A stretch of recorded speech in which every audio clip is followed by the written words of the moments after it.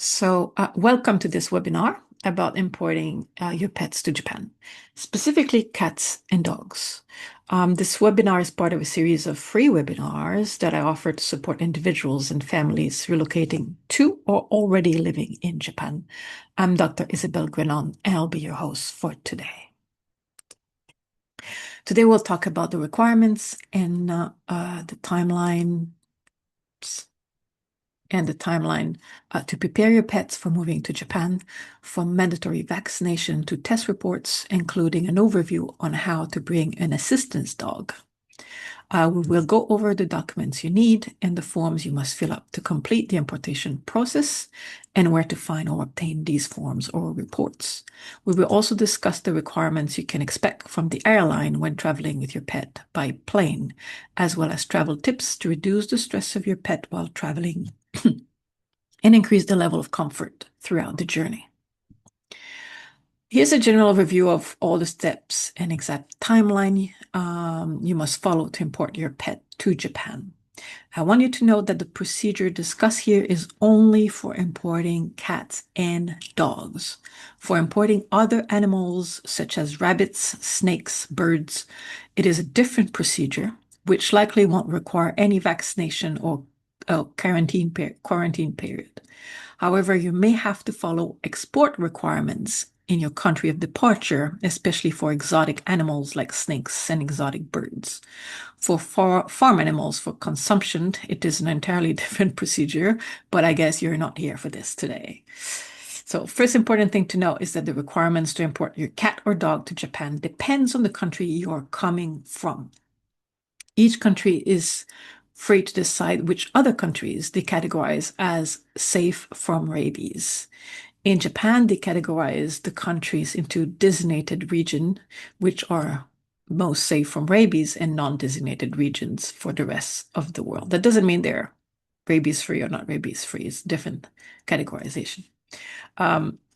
There are only 6 regions categorized as designated regions by Japanese authorities, and these are Iceland, Australia, New Zealand, Fiji Islands, Hawaii, and Guam. All other regions or countries in the world are categorized as non-designated regions, including Canada is a non-designated regions. The step to complete, if coming from designated regions like Australia, for instance, are indicated in the figure on the left in dark orange diamonds. If importing from Australia, you will need to complete step 1 and steps 6 to 9. If importing your pet from any other regions in the world, you will need to complete all the steps from 1 to 9 in the same figure. The timeline you can expect to complete these steps, if coming from one of the 6 designated regions, is at least 2 months. If coming from any other regions, it would take at least 7 months to get your pet fully ready for import to Japan. The webinar today is a summary of Chapter 5 of the Japan Guide from Renting to Rice Cooking, which I published in 2024. Please note that the goal of this webinar is to provide general information and should not be relied on for legal advice. Also, please note that I do not personally endorse any of the businesses or service providers that may be mentioned in this webinar or on my website. Furthermore, I do not run ads, include sponsors, or affiliated links either. Although importing pets to Japan may look complicated at first, you will see in this webinar that if you carefully follow the steps outlined here and in Chapter 5 of the Japan Guide, you can prepare your pet for import to Japan without the need of hiring an expensive pet relocation service.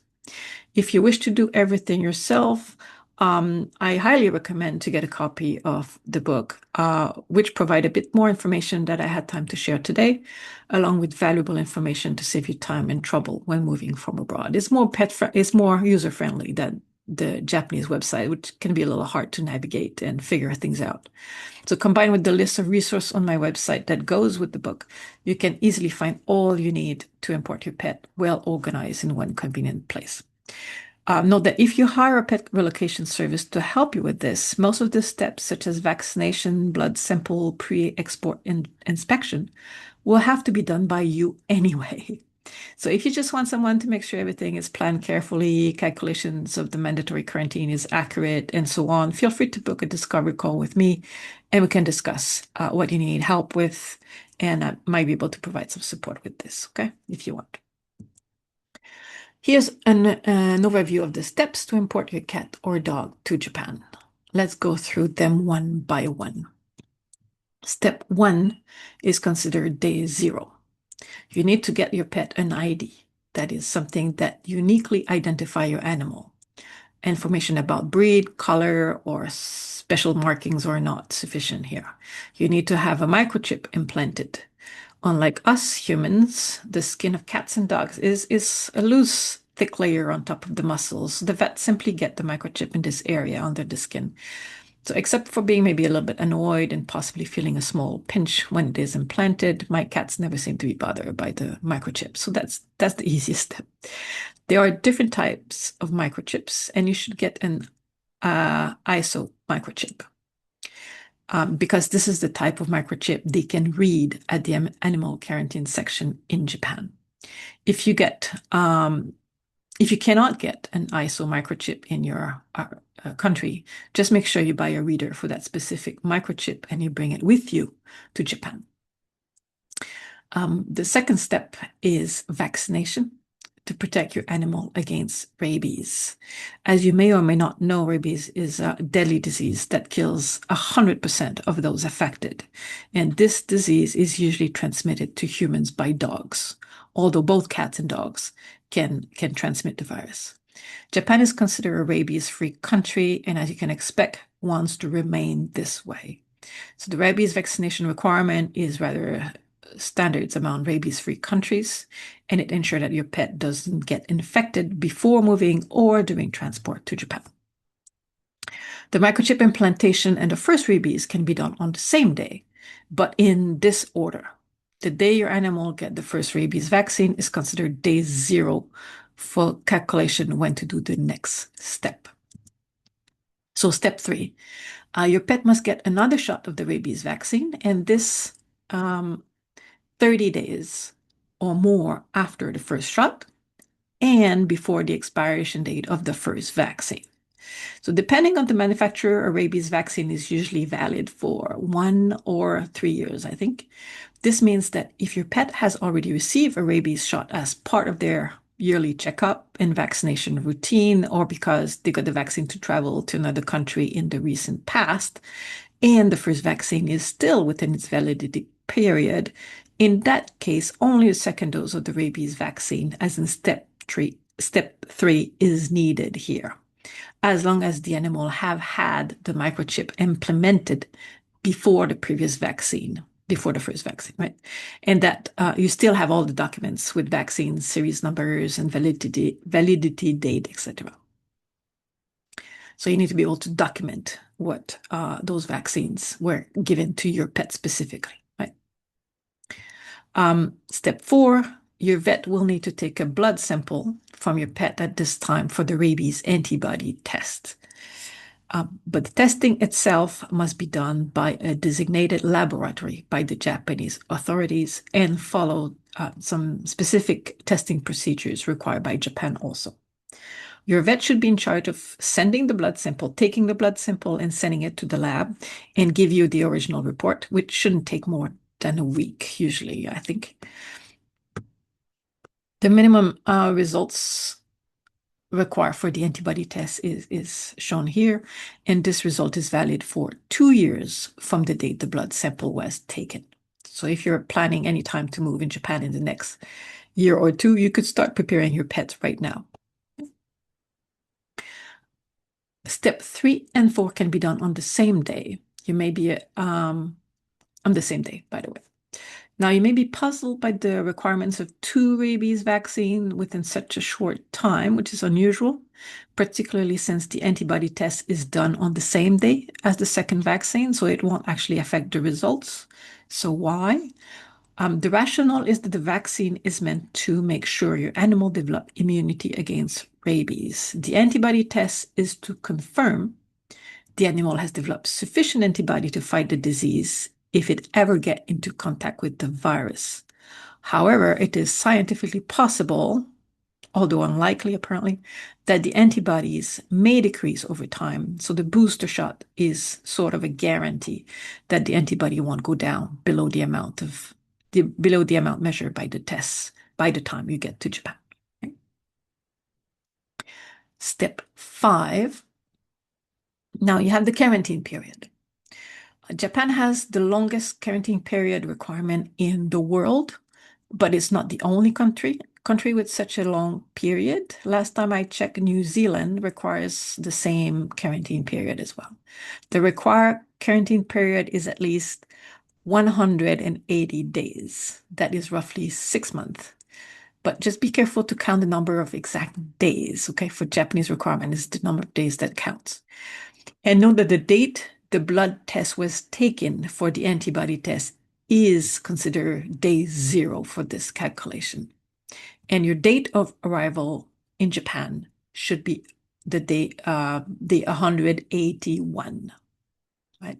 So you need 180 days between those two events.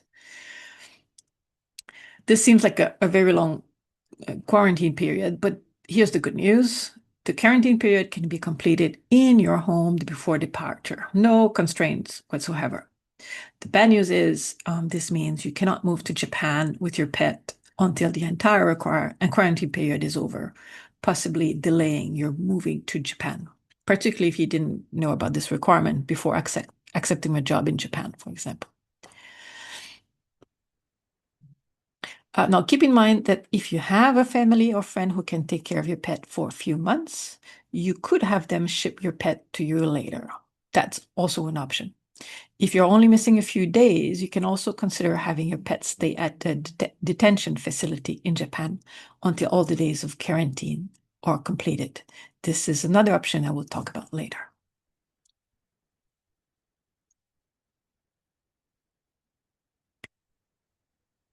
Step 6. So before coming to Japan with your pet or bringing them in, you need to send an advance notice to the animal quarantine section at the airport where you plan to arrive with your expected date and time of arrival. This notice must be sent at least 40 days before your expected date of arrival. And this is to confirm that your plan is compatible with the opening hours of the office, or make sure someone is there when you arrive. So some animal quarantine office are not necessarily open 24 hours a day. So you need to make sure that either they have somebody who can go there when you arrive, or you have to change your date, your time of arrival. So you must get approval from them before coming with your pet. If you don't receive any reply from them within a few days, I would advise you to contact them again. A while ago on their website, they had problem with receiving or sending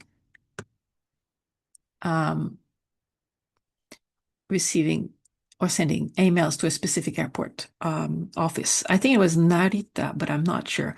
Now, Haneda seems to be having some problems, so you can also send the notice by fax, by the way. They all have a fax number.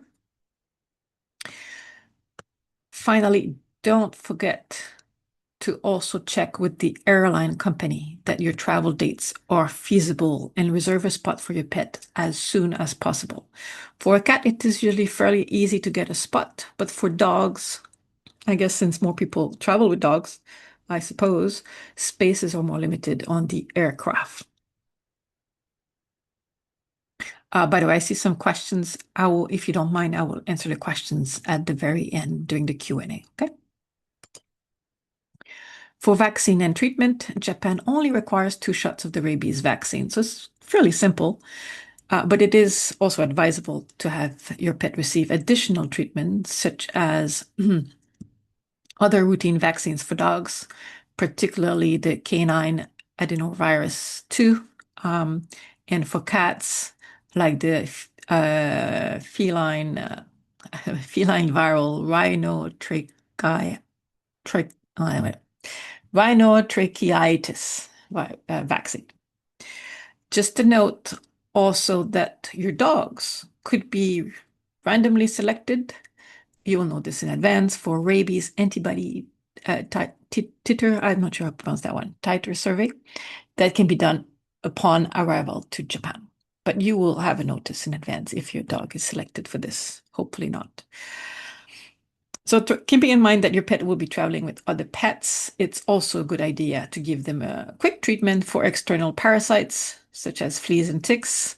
The vet can do this for you, but you can also do it yourself. You just need to buy one of those, like what's illustrated here, a box of this, and you kind of pour the little liquid on the skin, not the fur, but on the skin in the upper neck of your pet, and just wait a couple of minutes, and that's it. It's not invasive at all. Very easy, and it protects them for 3 months, usually, depending on the brand. But additionally, you can also consider giving a pet treatment for internal parasites. So the same kind of treatment for fleas and ticks for external parasites sometimes include the treatment for internal parasite together. This one doesn't. But so you can just buy that, and your vet might have those. You should have those. And some pet shop can also have it as well. And it's apparently more effective, like than any flea collar or something like that. So this is the way to really protect your pet for these. Finally, just so you know, Japan does not require your pet to be neutered or spayed before or after moving to Japan. So that's entirely up to you. Okay. Step 7, almost finished with that part. Step 7, the pre-export inspection, which must be done at your vet 10 days or less before your date of departure, not the date of arrival. During this inspection, your vet must confirm your pet doesn't show any sign of rabies, and for dog, that it also doesn't show any sign of leptospirosis. While you are there or after that, you can ask your vet to complete the health certificate as in step 8 on the list. So usually it's done together. You might start it before actually that date. The vet should fill up either Form AB, so that's if you're importing from a designated region, or Form AC if coming from any other regions. So this form is the health certificate. And I will show in a few slides where to find direct link to these forms so you don't get confused which one to use. The health certificate should include the microchip number. So I was a question about, is there a passport for the pet? That will be the microchip number with the health certificate and all the documents related to the pet. That's all you need. So the health certificate will include microchip number, name of your pet, the breed, the color, gender, and also dates and series numbers of all the vaccines and other treatments the animal has received, the date and result of the antibody test along with the original report by the designated lab, and the final examination done at your vet on the day for any sign of illness. And after the vet has filled up the certificate, so the vet fill up the certificate, but after that it must be endorsed by a valid authority in the country of departure. So the name of this authority may depend on your country, but your vet should understand and know what this is required and be able to guide you with this. In some countries, the animal quarantine section at the airport of departure is the one that can endorse the document before you get on your flight with your pet. So if so, make sure you make an appointment for this or confirm their office hours. It's also possible to have the certificate validated before the day of departure if the airport is not too far or they have maybe an office near you. Right? Final step, the import inspection, which is done at the Japan airport or seaport if you arrive, when you arrive with your pet. So when you arrive at the airport, you will go through the immigration process, then pick up your pet and luggage and go to the animal quarantine section before clearing customs. An inspector will scan your pet to confirm the microchip number and look at your papers, which will include the health certificate along with all original reports. If all your papers are in order and well organized, this part can go quite fast. For my 2 cats, when I came to Japan with them, it took less than 10 minutes when I arrived at the airport. And the guy was really, really nice.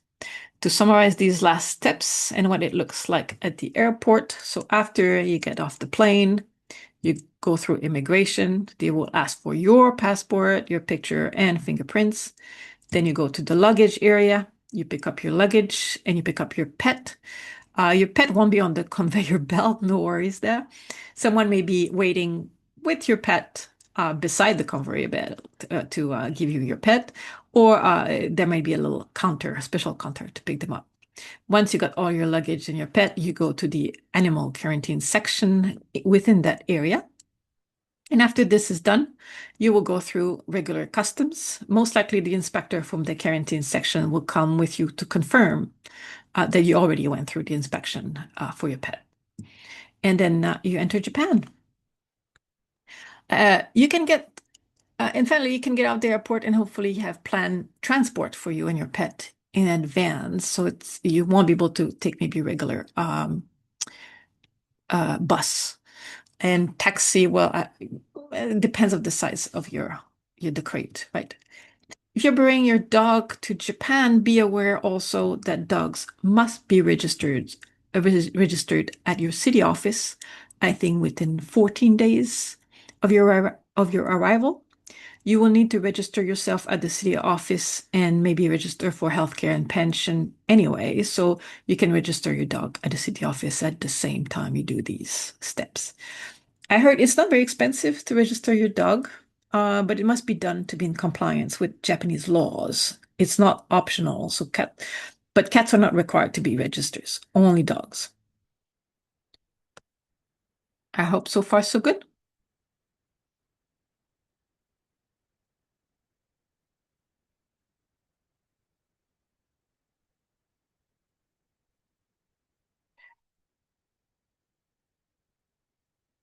All right. So I will get to the questions. Actually, I will cover these topics in a second, the last topic in a second. If you're coming from a non-designated region, your pet will need to complete the 9 steps we have covered so far.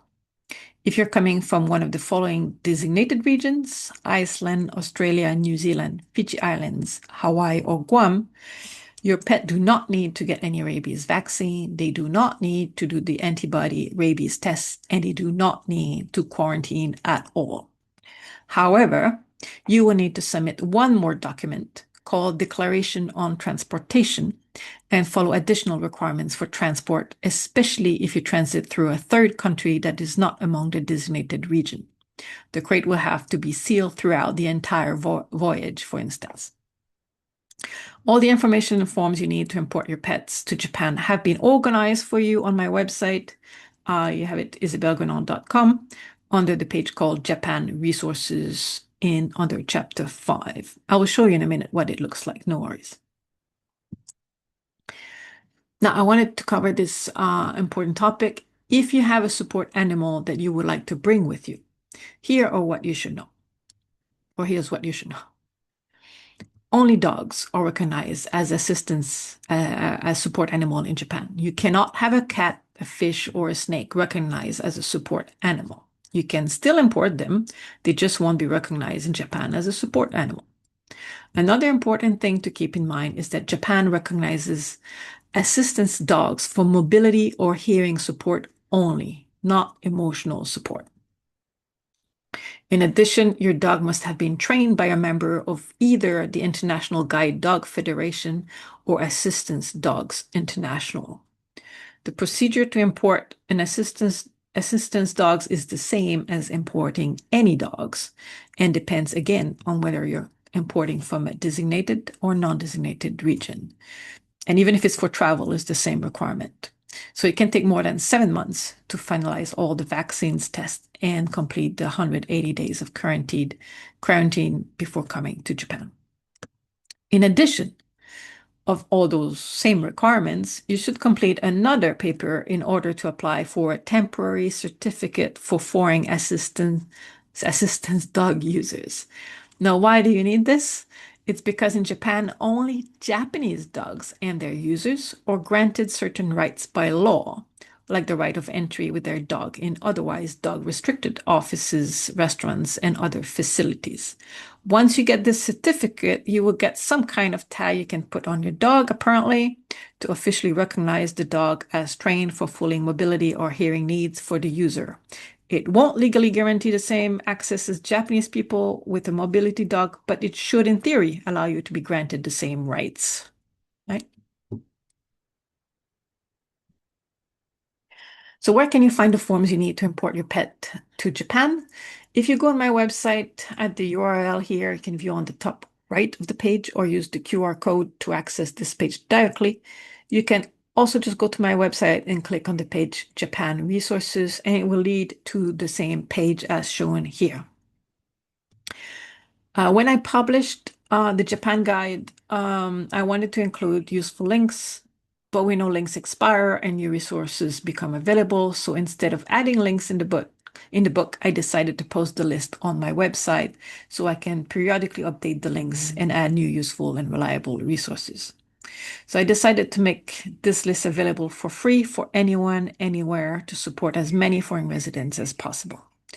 The page contains no spam, no ad, and no affiliated links. It may not be the most exhaustive list, but it's meant as a reliable, trustworthy list of providers. So this list is divided into chapters according to the topics discussed in my book. The section that relates to importing pets to Japan is in chapter 5, which you can see here. If you click on the tab 5.1, for instance, it will open up like this. Not only it provides direct links to the resource or form you need, it also provides a quick description of what it is for and other useful information like languages in which the page is available. The first link here will bring you to the official Japanese website providing all the information about pet import.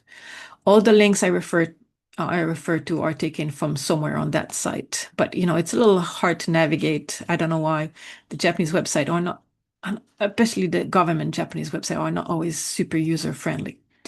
So you might wonder why you should go on my website. Well, that's what I was about to say. Why you should go to my website instead of directly the Japanese site. So let's just say I tried to organize things a little differently in a way that is maybe more user friendly. But feel free to use any website or any resource that is most easy or intuitive for you. This is just one resource for you if that helps you. So I told you before that the rabies antibody test must be analyzed by a designated laboratory in your country for the test to be valid. And here's the direct link to access the list of designated laboratory around the world. You can also find in this section the page to reach information in the form to import an assistance dog.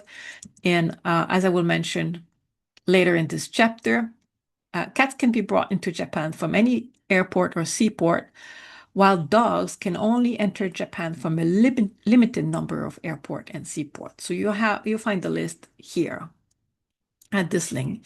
If you are importing a dog and you need to take another plane within Japan, the first port of entry, I believe, should be the one doing the inspection. But please confirm this before you arrive when you send the advance notification. The tab 5.2 and 5.3 provide specific information forms if importing your pet, whether it's from designated region, that's under tab 5.2, or if importing from a non-designated region under tab 5.3. So under tab 5.3 here, you will find the link to the advanced notification form that you can complete. This one is you can complete online. If you rather have a PDF version, you have the PDF version you can download here, but that's for dogs. And below that, you have the PDF form you can download for cats. And finally, if you have to make any change to this advanced notification, you have a form for modifying the advanced notification here. So for example, let's say you reserve a date and time through the advanced notification before being able to reserve a space on the aircraft for your pet. That can happen because you may need approval from Japan before you can book a spot on the plane for your pet to Japan. But by the time you receive confirmation from Japan that you can bring them on that day, that time, maybe there's no space available on that aircraft after all. And it's okay to just book your flight a day or two later than you originally planned and send a modification of the advance notification to the animal quarantine section at the same airport.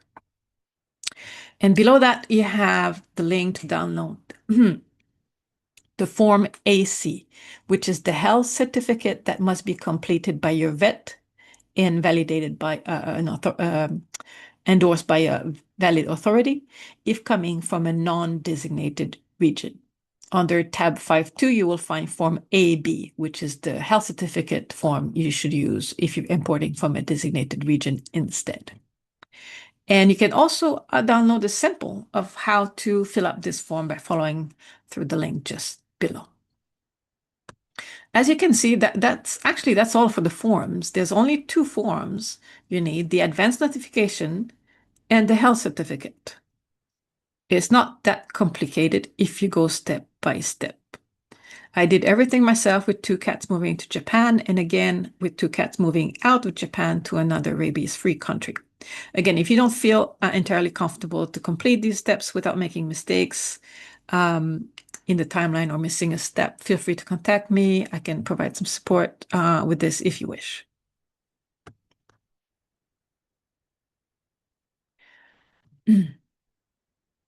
Japan doesn't mind how your pet traveled to Japan, as long as you have fulfilled all the procedure and requirements, and you also respect the airline's specific requirements.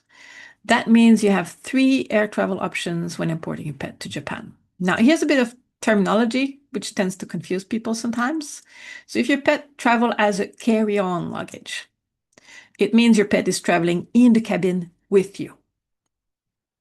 To be able to carry your pet in the cabin, the pet carrier must fit at your feet under the seat in front of you.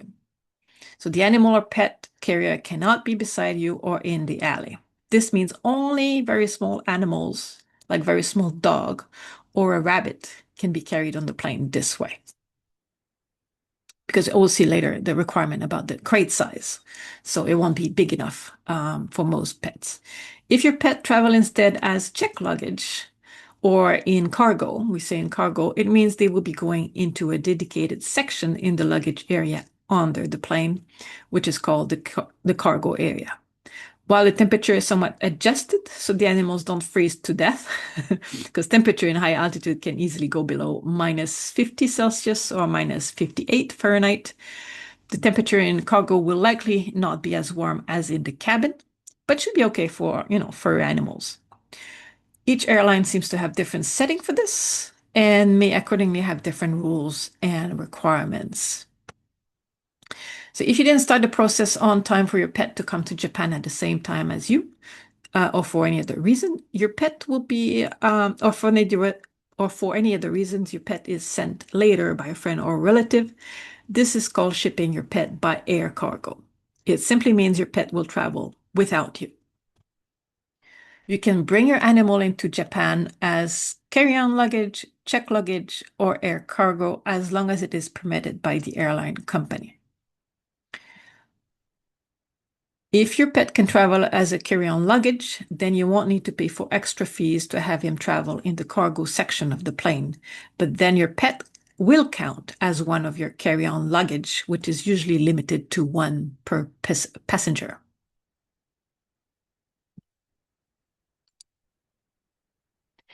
If your pet travels in the cargo area of the plane, you must follow airline-specific requirements in addition to following the import requirements of the country you are importing the animal into, in this case, Japan.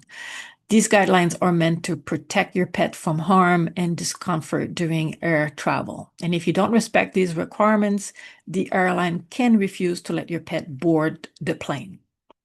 So the first requirement relates to the size of the carrier for your pet. It must be big enough to allow your pet to stand, sit, and turn around easily. That is, their ears shouldn't be touching the top of the crate when sitting or standing up. And they should be able to lie down in full.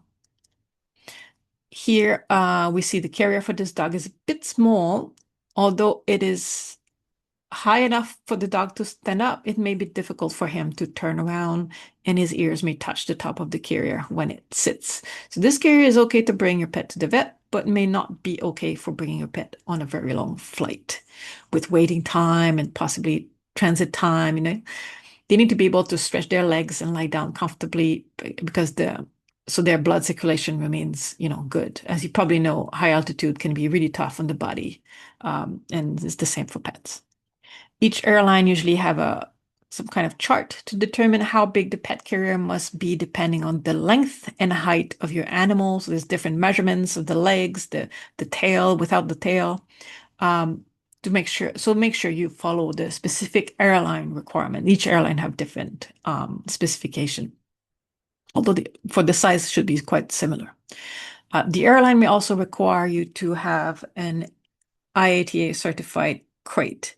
These are pet carrier made of hard material, like the ones pictured here, and include ventilation holes in the front, but also on the sides and usually in the back as well.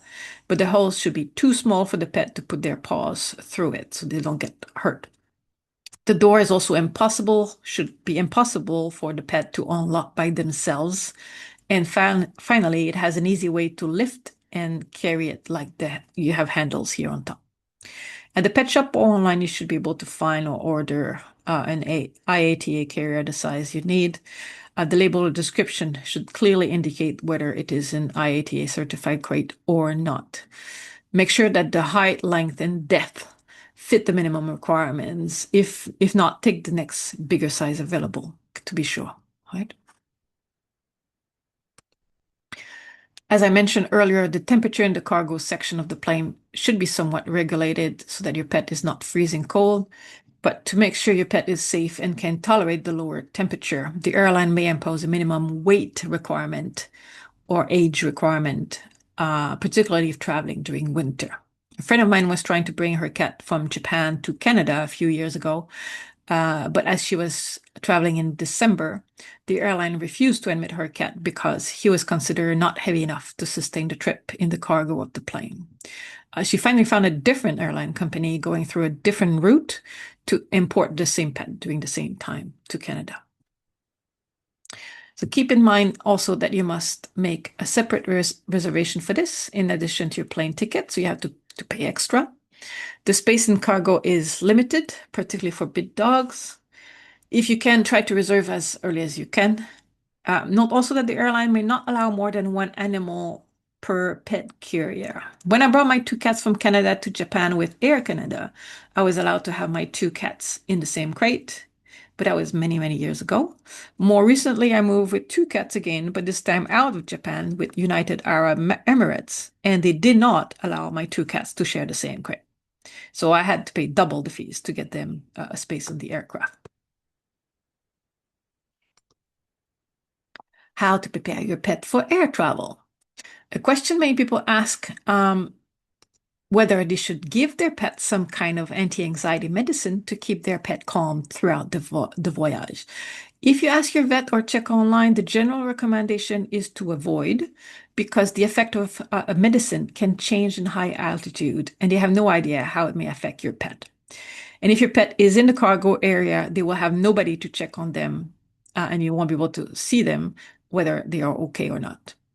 While it's generally better to avoid giving any anti-anxiety medication in particular to your pet before departure, your vet should know your animal best. So you're knowing whether your pet is very sensitive and anxious nature, they might recommend that it's outweighed the risk to give them medicine.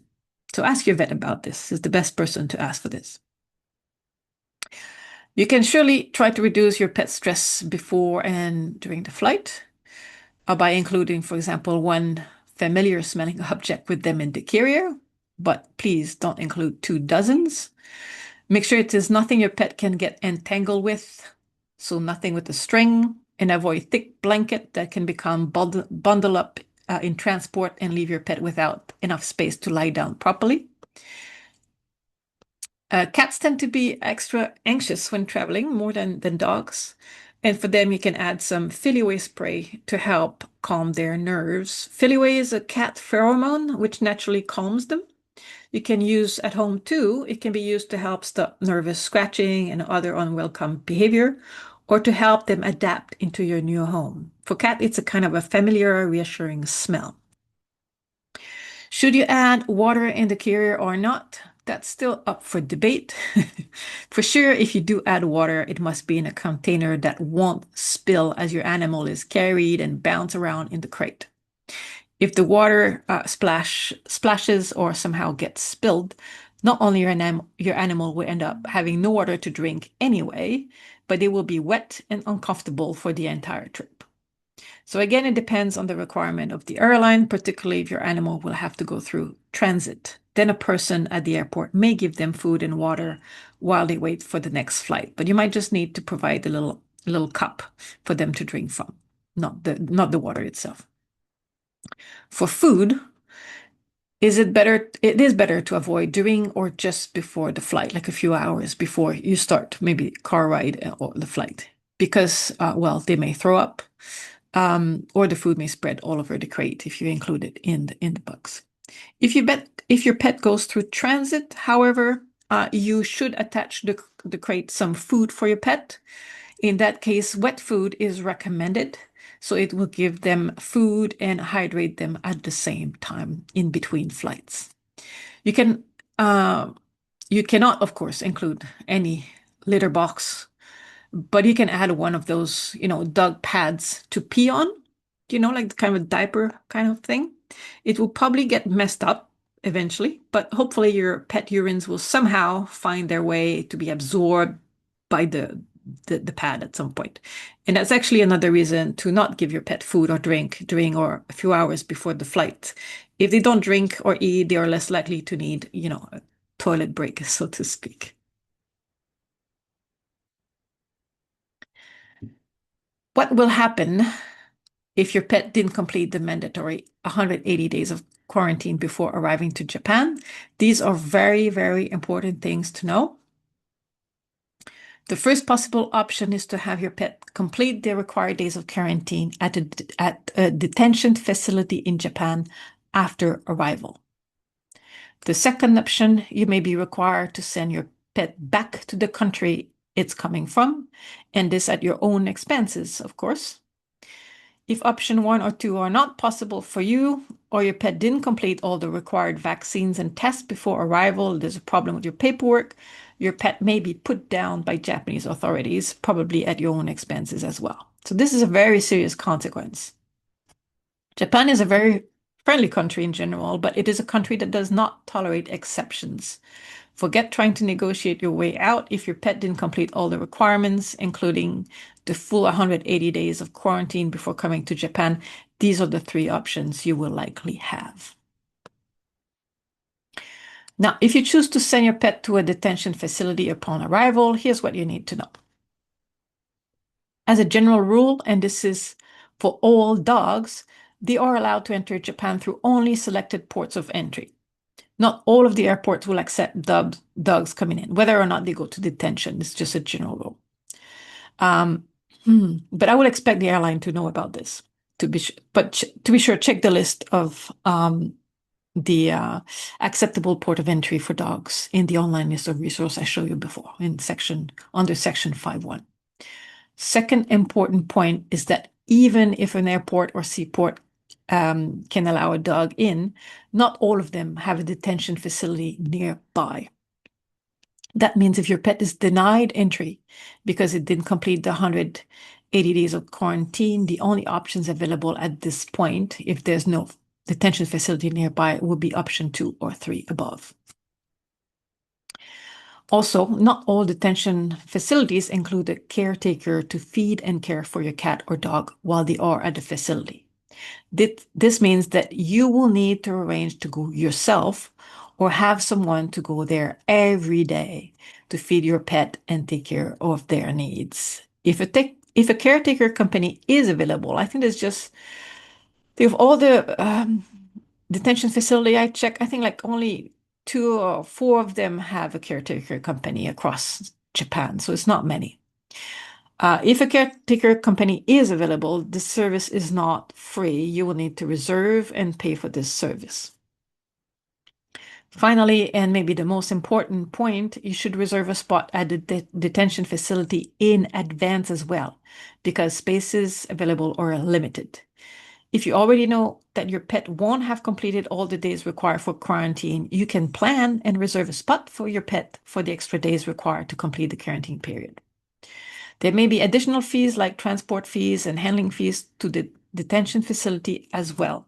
Just make sure you ask when you reserve about this, and make sure you also notify the animal quarantine section at your airport of arrival in advance that you will need to have your pet complete the quarantine at this facility.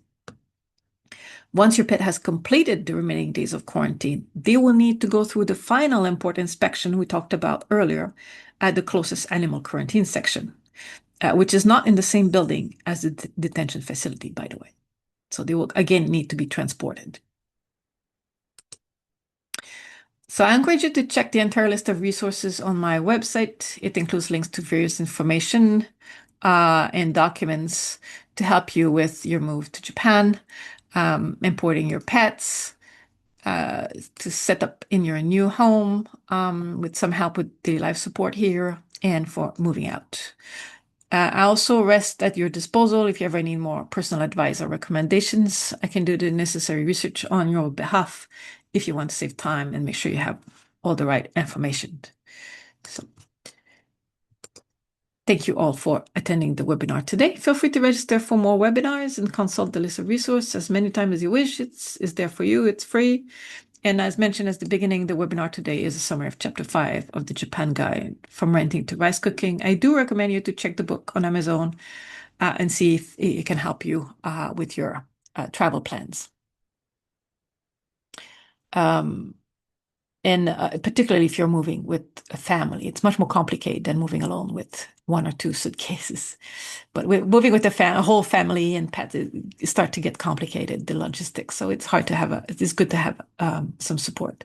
Someone recently told me that they have been using my book as their Bible to prepare for moving to Japan. So it was very nice to hear that it's actually helping people and making a difference for some people. So thank you for joining me today.